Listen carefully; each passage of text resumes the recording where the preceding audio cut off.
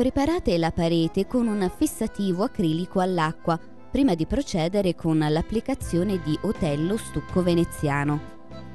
Dopo averlo mescolato con cura, stendete la prima mano di questo prodotto sintetico che si adatta perfettamente ad ogni tipo di superficie. Utilizzate una taloscia inox ed applicatelo in maniera il più possibile regolare, con movimenti dal basso verso l'alto, insistendo eventualmente su zone dove il prodotto non risulti distribuito uniformemente.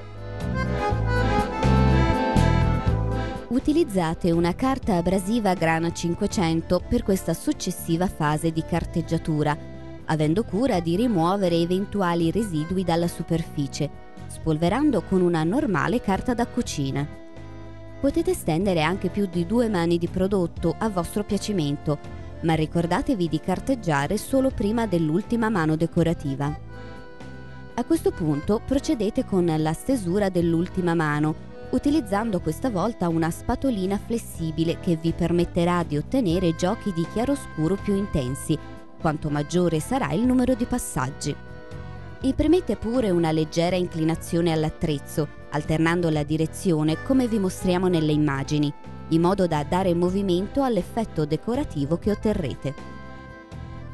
Con una taloscia inox eliminate eventuali accumuli di prodotto, procedendo con pressioni dell'attrezzo sulla parete, così come vedete nelle immagini.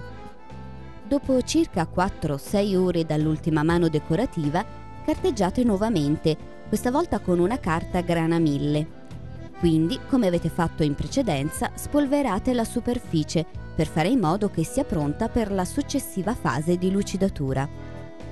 Con un frattazzino d'acciaio esercitate energiche pressioni sulla parete. Il prodotto diventerà lucido esaltando le sfumature create con la spatola.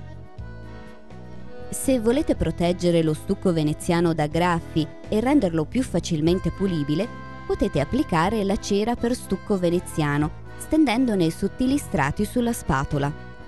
Quando la cera inizia ad asciugare, con un panno di lana strofinate la parete e darete così un gradevole effetto lucido e bagnato alle superfici trattate.